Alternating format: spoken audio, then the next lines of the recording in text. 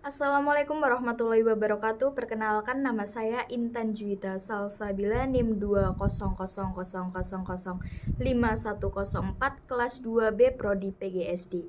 Di sini saya akan menjelaskan dan mempresentasikan LKM tentang getaran, gelombang, dan bunyi. Berikut presentasinya. Di sini saya akan mempresentasikan LKM mengenai getaran, gelombang, dan bunyi. Tanggal pelaksanaannya tanggal 4 Mei 2021 hingga 9 Mei 2021. Jam pelaksanaan jam 3 sore sampai jam 4 sore. Jadwal pelaksanaan: yang pertama, kita siapkan alatnya terlebih dahulu. Yang kedua, mendownload aplikasi Soundmeter. Yang ketiga, melakukan percobaan pertama, yaitu menentukan periode, waktu, dan frekuensi pada bandul. Yang keempat, melakukan percobaan kedua dengan mengukur intensitas bunyi dengan menggunakan soundmeter. Yang kelima, mengisi LKM. Dan yang keenam, melakukan presentasi. Tujuannya yaitu menentukan besarnya frekuensi getaran pada bandul sederhana. Yang kedua, mengukur intensitas bunyi yang dihasilkan pada kebisingan. Yang ketiga, menghitung taraf intensitas bunyi. Berikut adalah alat dan bahan yang harus dipersiapkan terlebih dahulu. Kegiatan 1 yaitu menghitung frekuensi getaran pada bandul sederhana.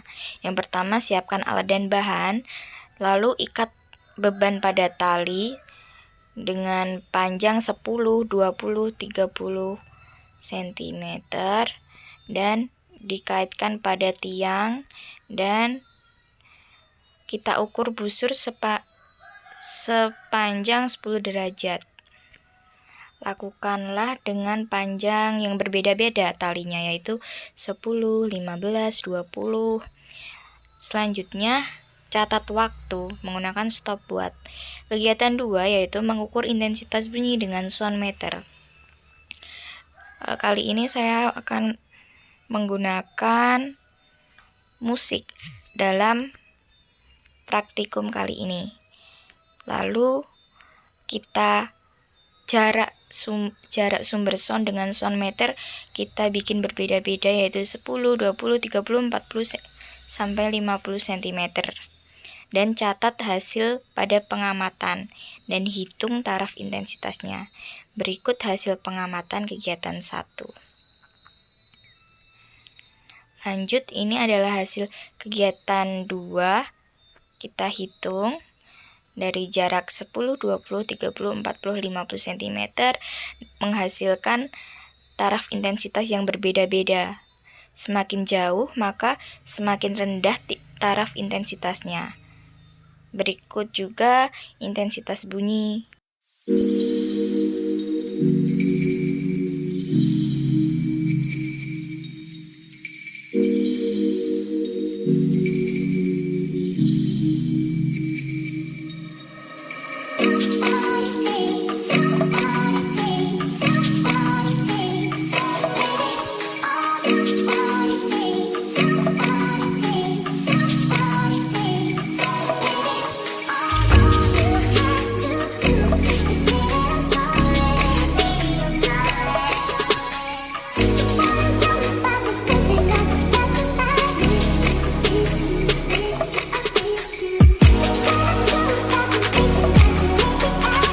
Lanjut ke diskusi. Kita melakukan grafik hubungan antara panjang tali, periode, dan frekuensi. Dan ini adalah grafiknya. Berdasarkan grafik nomor 1, hubungan antara panjang tali dan periode dengan frekuensi adalah semakin panjang tali yang digunakan, maka akan semakin besar periode dan semakin kecil frekuensinya. Yang ketiga adalah grafik antara hubungan sudut simpangan dengan periode dan frekuensi. Berikut adalah grafiknya. Yang keempat, analisis hubungan antara sudut simpang dan periode dan frekuensi. Hubungan antara sudut simpangan dan periode dan frekuensi adalah simpangan sudut awal mempengaruhi periode ayunan. Apabila sudut yang disimpangkan relatif kecil, besarnya nilai-nilai periode rata-rata ayunan bertambah dengan semakin besarnya sudut simpangan. Jadi hubungannya sudutnya tetap, tetapi mempunyai panjang tali beda, maka periodenya juga berbeda. Yang kelima, di sini kita akan menghitung frekuensi dan periode. Diketahui massa 200 gram dengan gravitasi 10 meter per sekon kuadrat dengan panjang tali 0,9 meter. Ditanyakan F dan T-nya. Kita menggunakan rumus berikut menghasilkan frekuensi 5,2281 Hz dan periode menghasilkan 1,884 second. Yang keenam adalah hubungan antara jarak sumber bunyi dan intensitas bunyi. Ini adalah grafiknya.